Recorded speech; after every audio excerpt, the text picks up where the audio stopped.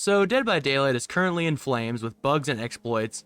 However, there's something else that a lot of players are currently extremely upset with that really hasn't been discussed as much as I think it should be. While the bugs are 100% the biggest issue, I think potentially in the long run, the biggest loss for the game in this chapter was the absolutely abysmal changes to the clown. I'm going to approach this as someone who plays a lot of Killer and Survivor on and off stream over at twitch.tv/Kassir, and since this patch was released, I've been playing as and against a lot of the new clown. I also was a connoisseur of clowns since the day I started playing the game all the way back in August of 2018, when, fun fact, Big Kin was the newest killer that had been added to the game. So I have been here through literally every single change that the clown has had, the good, the bad, and the haste. For full clarity, my opinion on the clown change is this. Before the change, I considered Clown an already pretty decent killer who excelled in 1v1 scenarios, but could struggle a little bit in the wider 1v4. He benefited a lot from smart and strategic use of his two bottles, the antidote and the tonic. Clown had a skill ceiling that wasn't given as much credit as I think it deserved. I have always liked Clown, but these days I find him less than satisfying in terms of his gameplay. So let's start by covering the Clown before this update. The former version of Clown that we had for literal years is that he'd have the Afterpiece Tonic, or the purple bottle, and also the Afterpiece Antidote, which is the yellow bottle. The main bottle was his purple, which would apply a 15% hinder to a survivor caught within the radius of his cloud that would linger for 2 seconds after they left the cloud. He was also given the Afterpiece Antidote, which after 2 seconds of a lingering effect would give whoever walked through the cloud a 10% haste effect for 6 seconds. This could further be amplified with add-ons.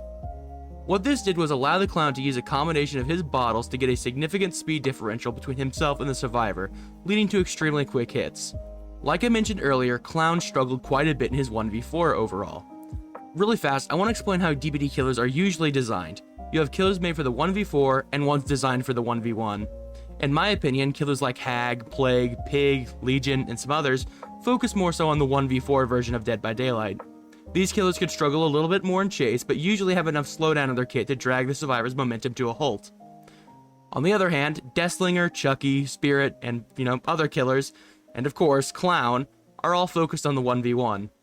These killers have strong chase powers that allow them to end chases fast and start a snowball that can put survivors in situations where they have a huge hill to climb up in order to get themselves back into the match. These killers are often more hated due to how overwhelming they can feel. This is something that Clown already suffered from, being genuinely incredibly disliked by most of the community due to just how strong his chase is. Pair this with the nauseating screen effect that he still has to this day, and that makes Clown a killer that the hate was just genuinely very understandable. Now that we understand how Clown worked before this update, let's discuss why behavior seemingly felt like they needed to make this change. Most people who play Clown at a beginner to intermediate level would use the purple bottles almost exclusively, instead of mixing up which bottles you use. This was an extremely effective way to play Clown, if not a bit uninspired. It led to most players simply ignoring the massive skill ceiling that a mixture of the antidote and tonic combinations would offer to Clown players, and simply just spamming their hinder bottles, occasionally using the haste bottle to help themselves get to a hook faster. The haste was being underused by the vast majority of Clown players, and behavior seemingly wanted to shift Clown's strength around. So, was this done successfully? Well, yes. The DbD community was not happy about it though. Before we get ahead of ourselves, let's cover what was changed with the Clown. The Afterpiece Antidote went from providing a 10% haste to now providing a 12% haste, which can be further improved with add-ons. This may not sound like a lot, but this was kind of just a straight up 20% buff to the effectiveness of the Clown's haste. This also made the effect of the sticky soda bottle base kit without changing the add-on at all. By itself, this is a sizable buff. However, Clown received a much bigger change to the bottle. The activation period of the Afterpiece Antidote went from 2 seconds to now being 1 second. This is huge for the Clown, and the biggest change the Clown had in this update. Having the time it takes for the speed to kick in has removed the need to set up your bottles in advance, allowing the Clown player to be extremely loose with the bottle instead of needing to throw it out with a plan in mind. Clown can now throw a haste bottle directly at his feet to get the effect. There were some other small buffs he was given, that being a faster movement speed while reloading and faster reloading, which, to be fair, were some very healthy changes, which cut down on some of the downtime between his chases. At the same time of these buffs, the Afterpiece Tonic, otherwise known as his Hinder, was given some nerfs in order to make it less effective. The Hinder effect was reduced from 15% to 14%. This is an extremely small nerf, almost meaningless quite frankly, but a nerf nonetheless. The big nerf to his bottle was that once exiting a smoke cloud, a survivor will be intoxicated for only 1 second instead of the former 2 seconds. Again, similar to the haste changes, this may seem very small, but it has led to a very noticeable shift in strength between the two bottles. We also saw changes to a handful of Clown's add-ons. Strangely enough, Sticky Soda Bottle was not among them, despite the effect being made fully base kit. However, among them was the Smelly Inner Souls, which was worked partially into his base kit. The Cigar Box, which would give him aura reveal over a massive range, was nerfed quite a lot from 16 meters to now 6 meters. And finally, the Flask of Bleach and Ether 15 were hit hard. Paired with the nerfs to the purple bottle, this has made these two add-ons very ineffective for most clowns. Ether 15 now gives half a second extra intoxication to survivors, and Flask of Bleach had the amount of additional hindered offered over from 4% to now being a measly 2%. So the question is, was the switch from purple bottles being the main focus to yellow bottles being the main focus a good change? Well, like most things in Dead by Daylight, it's a bit more complicated than just a simple yes or no. This part of the video is more opinion-based rather than just simple facts that I've shared so far, so feel free to take it with a grain of salt. However, I do feel very strong these opinions have strong support to stand on. Let's begin with what I think the positives of these changes are. The first positive is that this change differentiates Clown from Freddy. Before this change, Clown and Freddy were often compared a lot due to being two killers who would mainly focus on hindering survivors. Both killers have their side powers they could use. Freddy had the teleport and the dream pallets, Clown had the afterpiece antidote. But the hinder was the main focus of each killer. Now Clown has a main focus on haste with the less effective hinder power. Hinder can be focused on Freddy, haste can be focused on Clown. Another massive positive here for me is that it has given Clown a bit more potential for build variety. Less need for haste perks or killer chase perks like Brutal Strength has led to the Clown being more open in terms of his perks.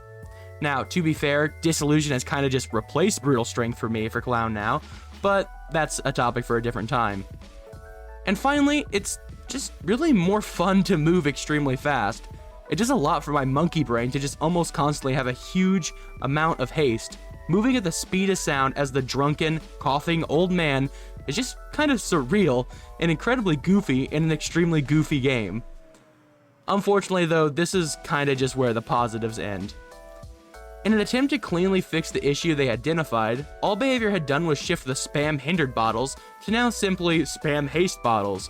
Instead of the problem being solved, it was just moved to a different part of his power.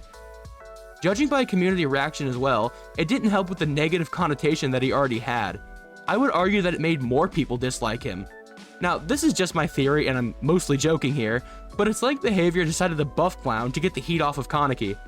Like I said, I'm only half joking, but seriously, I have seen so much less complaining about Kaneki since this buff to the Clown, which I think is extremely fair for people to do so.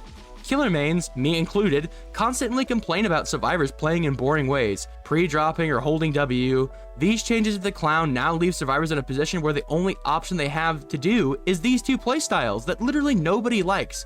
You cannot loop Clown. Now, unfortunately, this is the part where I have to look back at Kassir from the past and slap myself, because I actually think these changes were kind of planned out a few months ago. Now, hear me out. These changes would be mostly fine if haste could not stack anymore. If you remember, a few months back, Behavior planned on removing the ability to stack haste. Part of the community, me included, stood against this, and Behavior ended up not doing it.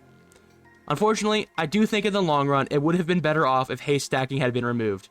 The fun factor of haste stacking has been ruined due to just how strong haste perks have been made, which ties back into Clown due to just how goofy this killer can be. Clown is the #1 user of haste perks, and with all the buffs to the perks and his new base kit, he can now go near comical speeds. It's not a rare situation for Clown to reach upwards of 30% haste only using 1 or 2 haste perks and his base kit. But the most disappointing thing about all of this has led to Clown's skill ceiling being absolutely obliterated. He went from needing to use his 2 bottles in tandem to perform well. Instead, now Clown all he needs to do is aim at his feet and throw a haste bottle, get an immediate 12% haste, or more, to close the gap instantly to down the survivor. This can be replenished every 6 seconds as well, meaning there is very little downtime, if any downtime at all. It almost goes without saying, but Rapid Brutality is also incredibly popular on Clown, so with that, Clown moves up to now having 17% haste, or 19% haste if you use the cheap gin bottle. If we're going to talk about perks, let's talk about some other perks like Batteries Inclusive, Furtive Chase, so on and so forth, can be used to add to your haste. On average, Clown can easily reach 20% haste multiple times in a match. there's no reason to make any skillful plays that used to be such an integral part of the Clown's top tier player base. So what can be changed? Well, when I originally wrote this, I was going to make a bold prediction that Clown had already been addressed, but he just hasn't. So a lot of the community, me included, think the Clown is just overtuned right now. Which, if you don't agree, that's totally fine, but if a large part of your community, killer and survivor players alike, thinks something needs to change, then you need to change it. The thing is finding a middle ground where you don't destroy the fun factor of the character or make them so weak that people don't want to play them anymore. You know, like the Skull Merchant. So, back on track. This is what I think behavior should do to the Clown. The big thing for me personally is finding a proper balance between the two bottles. This was behavior's intention, but they didn't quite reach it. The idea is close, they just went too far in one direction. There is a middle ground, and while I've never actually balanced the game myself, I've been playing this game for a really, really long time, and I've seen designs that people like and people don't like. My game plan is to focus his attention on the yellow bottles while balancing them out a bit more, so the main focus, like I said, will be the yellows, but there's an actual point to using the purple bottles. Fortunately, Clown does have a killer that is fairly similar to him, and it's my favorite killer in the game, the Nightmare. So, we're going to start with Clown's purple bottles. The big issue here is that the hinder doesn't last as long as it should. The hinder amount is very good, so if we're going to increase the duration of the hinder, the amount of the hinder needs to be lowered quite a bit. Or else we're back in the situation where Clown's purple bottles are dominant to the point of the haste becoming obsolete. Clown's hinder will be lowered to a flat 12%, and will now last for 2 full seconds after exiting the cloud. This is the same hinder amount as Freddy, while lasting 2.5 seconds less than Freddy's, which means that Freddy still has a better hinder than Clown, however, they'd be on more equal footing, due to Clown's hinder being at least useful again. The hinder is less slow, but lasts as long as it did before the update. As for his yellow bottles, it's a bit more tough because of the existence of haste stacking. In order to encourage players to still use yellow bottles, I think the ideal change would be reverting the activation time back to 2 seconds, in order to reward Clown players for setting up their bottles ahead of time, and then keeping the haste at the 12% that it is right now. This is honestly a bit difficult, because I do think that his current haste is a bit strong, but I think if he is locked to 12% total, not including perks, instead of the potential 14% from soda bottle or 15% from cheap gin bottle, this leaves Clown with a flat 12%. Of course, like I said, you can bring perks to increase this because haste stacking is still in the game. This also makes his default speed differentials extremely easy to remember. 12% hinder, 12% haste. My biggest takeaway from this patch is that it shows that killers with low skill floors need to be monitored closely with the buffs they receive, or else they could become extremely oppressive for the vast majority of the community.